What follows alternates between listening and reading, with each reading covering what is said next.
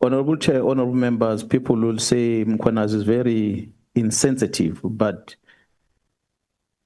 when we talk the honest truth, we must tell the truth.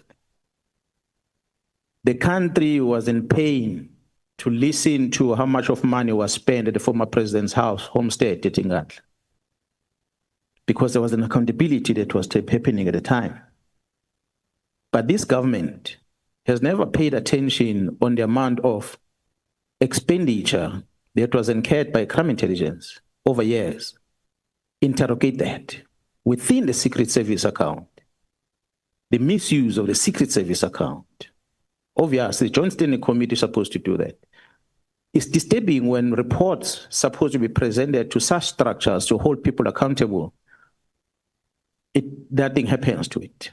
We are sitting today, the country is in mourning because we lost one of our ambassadors in France. But then ambassador was a minister of police. As you switch on the television and you watch the homestead of the former minister of police, you're going to see a very big wall, perimeter wall, that was built by the money from crime intelligence. But nobody was held accountable for such, and the reports are there. So 2011, we're experiencing all these things. It's members from crime intelligence that takes the money out of crime intelligence to use intelligence that takes the money out of crime intelligence to use them to take control of the executive authority. The minister never asked for the war. The members from crime intelligence took the money, secret fund account, to make that war so they can get control of the minister. So tomorrow they can then loot that money on their own. Then the minister can't say anything. It's the same thing bringing us here today. Minister of Police, Mr. Senzo Mkhwanazi, was made to sign a letter by the rogue people within the organization. They might have done something to him. He signs a letter, he committed himself, and today he's in trouble because of that. Had he not signed that letter, he would not have been here. So some of the executive officials or authorities that are arriving in the South African Police Service, they had no bad intentions. But the rogue within catches them. They take control of them, and they do as they please after that. So as one of the things that I will recommend, Honorable Chair, defense intelligence, state security does not account to the open committees in Parliament. Perhaps we might want to start looking as Parliament on crime intelligence. They've got two accounts of budget is allocated to them, open budget and the COVID budget. Every time when we come to Parliament, there's always this confusion as to what you say on this, what you don't say on that. Because there are questions that are coming from Parliament that talks about COVID issues. They should be discussed in another committee, but they are expected to be discussed in this open committee. You can forgive some of the parliamentarian members, they don't know that. They're going to know about a house that was built or bought. They throw questions and they want you to explain that. They don't know that belongs in another committee. Although you have members of the Portfolio Committee of Police who deliberately, knowing, having taken an oath, that they will never divulge the secrets of the state in public. Members that are part of the Joint Standing Committee of Intelligence who are supposed to keep the secrets there. And if they ask questions, they must ask in that line. They don't ask questions. I mean, if I digress a bit, Commissioner, honorable members, the member of parliament that I referred to before went out in the public and said, no, when I asked these questions, there was no Joint Standing Committee of Intelligence. And the member asked me to apologize in the national TV. I told everyone else that told me about that I will apologize to the honorable member. I'm apologizing that the honorable member had forgotten the oath that she took. I forgot, I apologize for it. That she took an oath, that oath has got an expiry date according to her. That this one is valid only for the period when the Joint Standing Committee exists. When a Joint Standing Committee doesn't exist, that oath that she took, it expires. The honorable member that forget that she took an oath before South Africans in Parliament not to divulge the secret of government.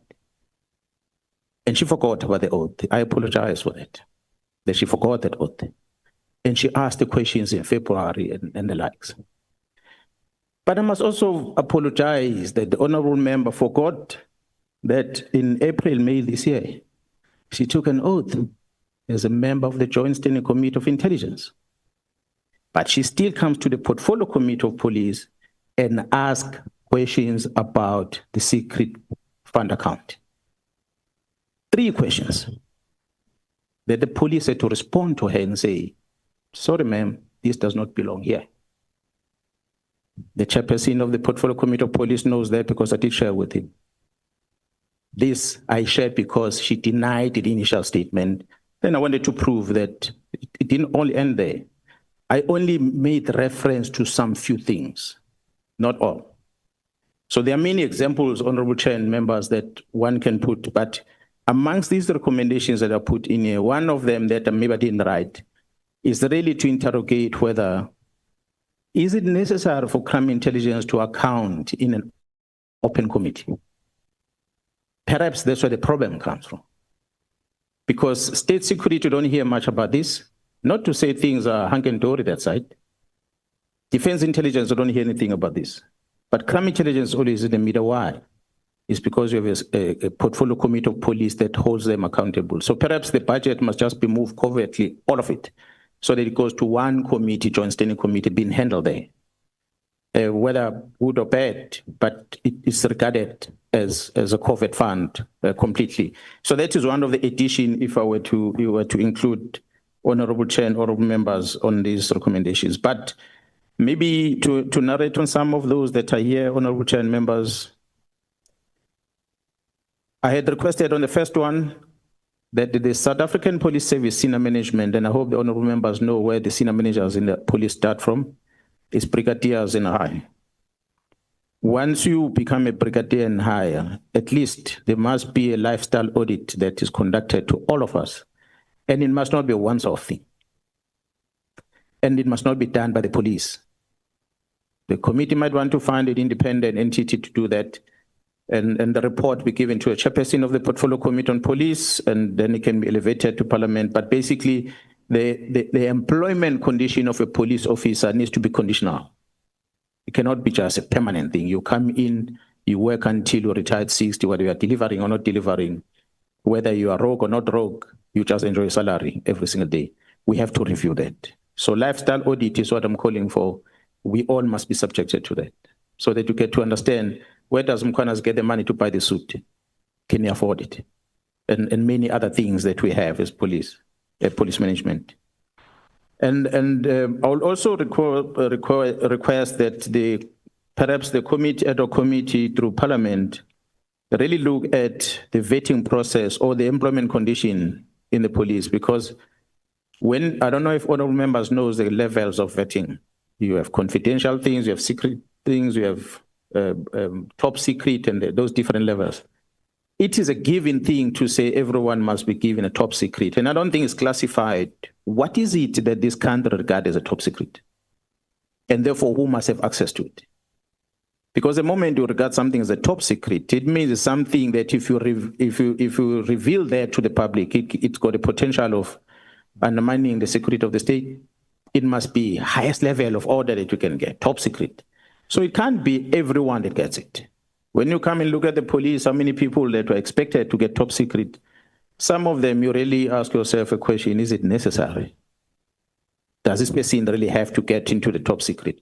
There's no classification, categorization of this a post level, a post that the person is occupying, and what type of classification must be there. So I think there's a standard that needs to be set